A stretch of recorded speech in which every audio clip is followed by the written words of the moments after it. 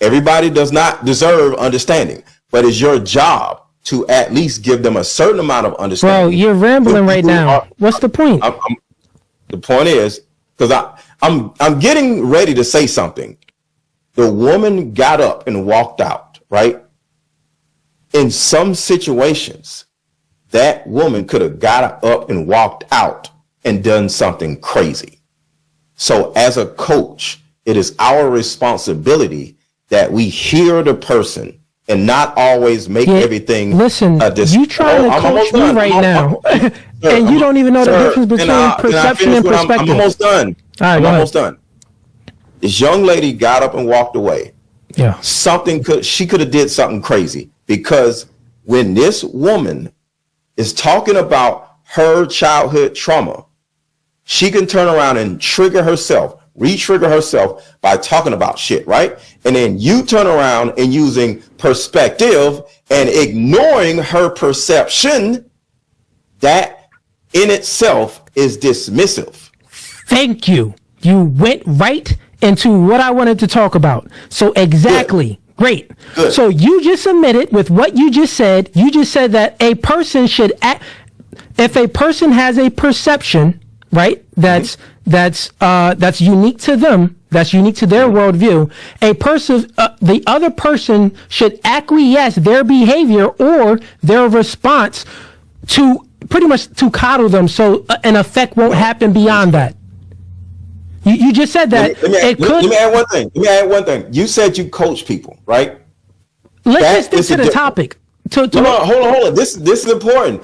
The reason why I'm bringing that up is because you said you coach people. I get it. As a coach, you have a specific responsibility to make sure that this person that you are potentially coaching, because she's talking about her childhood trauma. So whenever a person sits in front of a coach talking about their childhood trauma, you have a responsibility that you may not even know that you have to make sure that person has a safe space to operate in. For that woman to just jump up and walk away, so she could have did something crazy, and it would have been, to a certain degree, your fault. Hey, Mr. Let Go. As a coach, Mr. Let Go. As a coach, you got to make sure you don't do that again or put yourself in that position. Let me ask you a question, right? Can a man be a woman?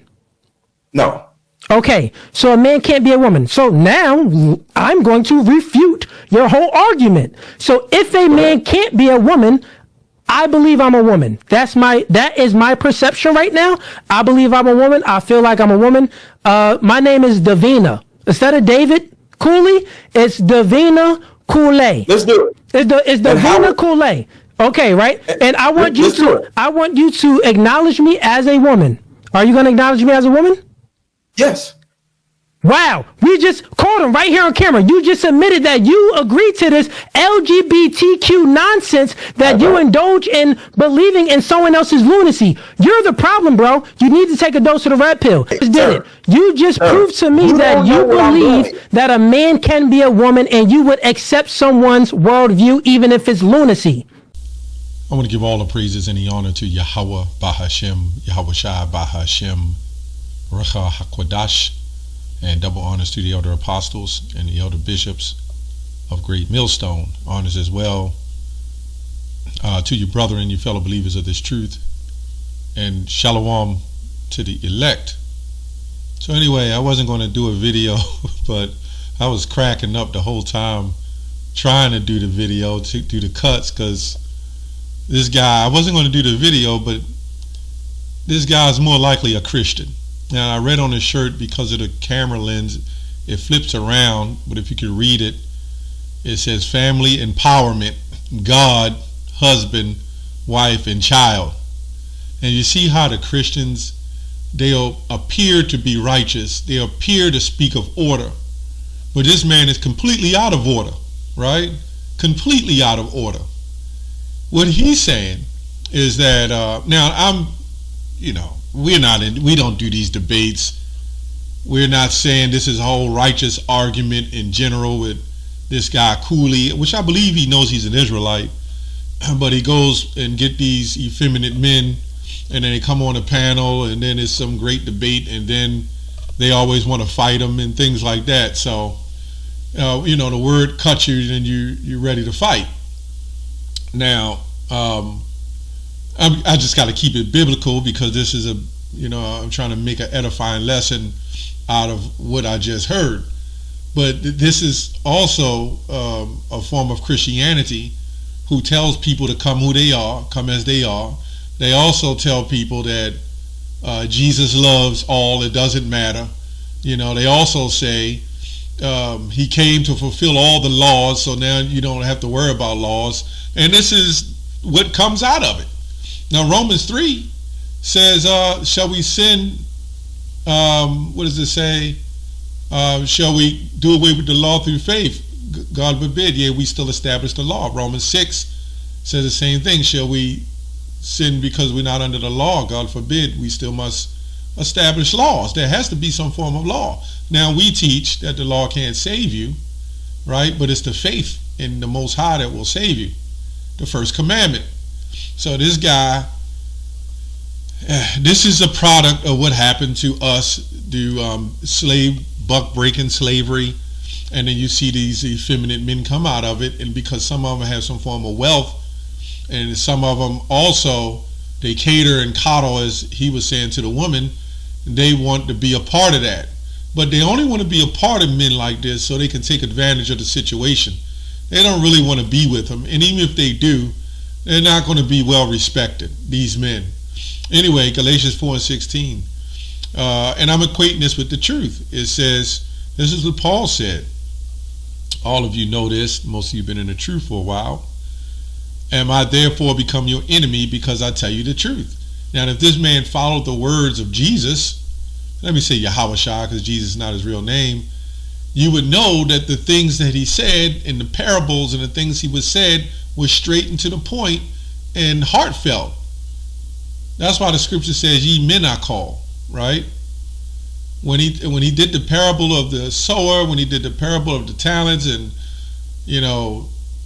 go and bring forth fruit, and he'll say, get away from me, I never knew you. And he told I think it was one of the disciples, he said, I got to bury my father. He said, let the dead bury the dead. You know what I'm saying? So the mindset of Christianity is all effeminate. You can be what you want. He says that if the woman left, this is the issue that I have with these simpish, effeminate men, right? They don't hold anybody accountable. They do not hold these women accountable. So if the woman gets up because she's mad at somebody and go out and hurt somebody, she is in control of her spirit. Now, the reason why I say Eve is psychologically damaged, because you'll get an Eve that's 5 feet tall, right? 130 pounds, and will walk up to a man that's 6'4", 6'5", 6'2", whatever, 250, 300 pounds, and she'll try to fight him. Now, if that's not lunacy, I don't know what is. What do I look like as a man not trained in professional martial arts and go to fight a young man just as big or strong as I am, or even bigger, right? And no, I can't whip his ass. What kind of sense would that? Why would I go start trouble like that? But this is what these Eves do. They'll go up to anybody. They don't give a damn who it is. You know why they do that? Because it's simp support, man. And they don't have fear. And what'll happen is this same bald-headed, shaven-faced simp will run and put on his cape and hang glide out of the window to protect the Eve. Nobody questions if the Eve did anything wrong. If the when I say Eve, the so-called black woman, if she did anything wrong, what the fight was about, she could have stabbed him or stabbed his tires, right? Punched him, and he retaliated. But of course, in this society, don't put your hands on a woman. Just let the woman put their hands on you, right? This is all effeminate. That's why the Most High is going to send his son to destroy Babylon, man. And then rightfully so. Now let me get some scriptures real quick. Galatians 4:16, have I therefore become your enemy because I tell you the truth, right? This is why Titus 1:13 says, it says, This witness is true. Wherefore rebuke them sharply, right? Rebuke them sharply, that they may be sound in faith, right? If you claim to be a Christian, well, you got Christians who are trying to do that now because of us, and they're reading the scriptures now, and all of a sudden acting like they're deep, right? This is, it is what it is. To reprove means to expose and convict, right? It also means to shame, generally suggesting a shame to the one convicted, shaming them, right? But not Christianity, not Christianity. Isaiah 58:1, cry aloud, spare not, lift up thy voice like a trumpet, and shew my people their transgression, and the house of Jacob their sins. This is why we absolutely do not combat back and forth with the black woman. The black woman is out of control, right? There's no reasoning. She wants to yell over you. This is her strength in Babylon, right?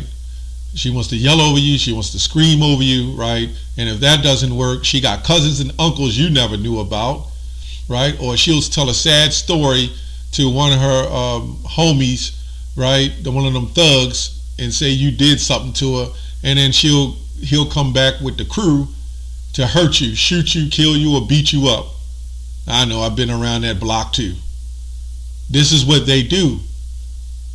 And they're wondering why men are trying to shy away from these wicked Eves, man. You have no business dealing with them, to be honest. I mean, there might be a select few that might, may be different, but it is what it is. Amos 5:10, right?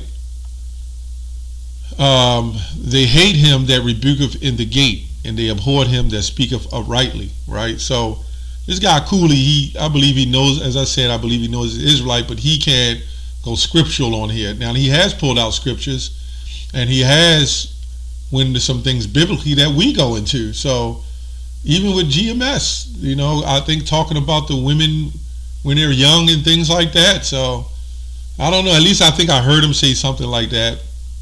When a woman becomes a woman, Isaiah 5:20, woe unto them that call good evil, right? That call evil good and good evil, that put darkness for light and light for darkness, that put bitter for sweet and sweet for bitter. Look at this man's face, man. And I think that's what I was cracking up off of, man. I couldn't even hardly get the video together. And I'm just looking at his face and look how effeminate he looks, man. I mean, it seems like it's getting worse. It looks like his eyebrows is lined up and shaven. We see he can grow hair on his face. I don't know about the baldness, but you can see that there is a hairline there, so I believe he can grow hair. But for whatever reason, this man is completely shaven, but he keeps the goatee, right? And then the eyebrows look like they've been cut and shaved off. So I don't know if he's Christian or Buddhist. I don't know what the hell he is. I know one thing, he's bugged the hell out. Anyway, that's all I have on that. Shalom.